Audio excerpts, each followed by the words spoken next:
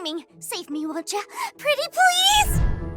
Japanese role-playing games are more available and accessible than ever before. However, there are very few traditional games that allow multiple people to party up and play through its story together. Square Enix's Mana franchise and Bandai Namco's Tales of series are probably the best known for this in the past. Among some other one-off titles, Trinity Trigger aims to add to that short list. While there seems to be a lack of depth in combat and how interesting the world is remains to be seen, Trinity Trigger's first impression shows potential.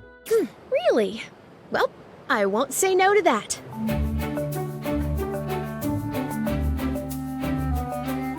A young man named Cyan stars in Trinity Trigger as the Warrior of Chaos, and along with friends Elise and Xantis in tow, they are traveling the world of Trinicia to find the weapons of the gods to prepare for a fate-defining battle with the Warrior of Order. Each party member has a partner known as a Trigger, which is more or less an animal-like companion that's fully self-aware and voiced, who also transforms into your weapons. Grant unto was the form of a spear.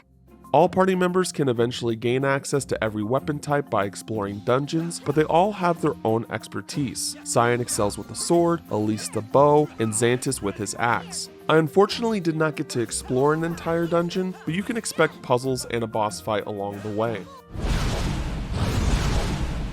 During my guided demo, I was in a snow village called Hoplard, where the townsfolk have been trying to deal with a monster in a nearby forest. After believing that the beast determines the weather for them, the townsfolk have been sacrificing citizens as tribute in hopes to stop the blizzards corrupting their town's harvest. It was a pretty straightforward plotline, and there didn't seem to be much else to do in the town afterwards. There was a store to buy supplies and people to talk to at least, but I didn't experience any side quests along the way.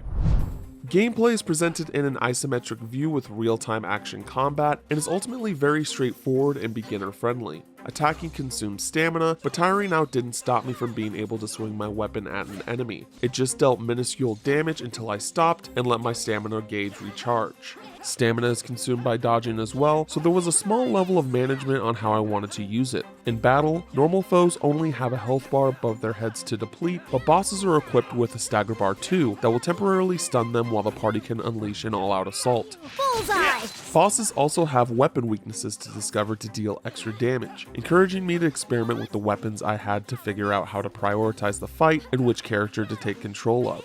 Outside of stamina, there are two other gauges that need managing during combat. One of them was an ultimate ability that released a devastating super attack that was ready to be unleashed once my weapon glowed, while the other strengthened my weapon for a short time. Unlike most JRPGs, there appeared to be no magic, spells, or elemental damage of any sort, and that includes healing. All healing is done by using potions, as is warding off other status effects too, like being poisoned, so I found myself rummaging through the menus a lot during battle.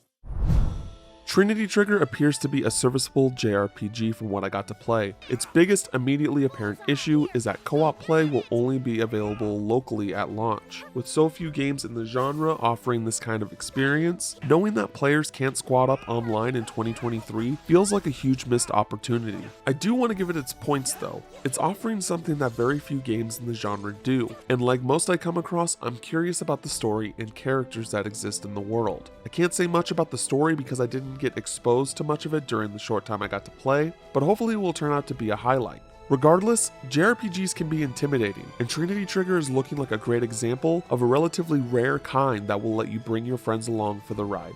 For more impressions, check out our previews of Aliens Dark Descent and Tekken 8. And for everything else in the world of gaming, you're already in the right place, right here with IGN.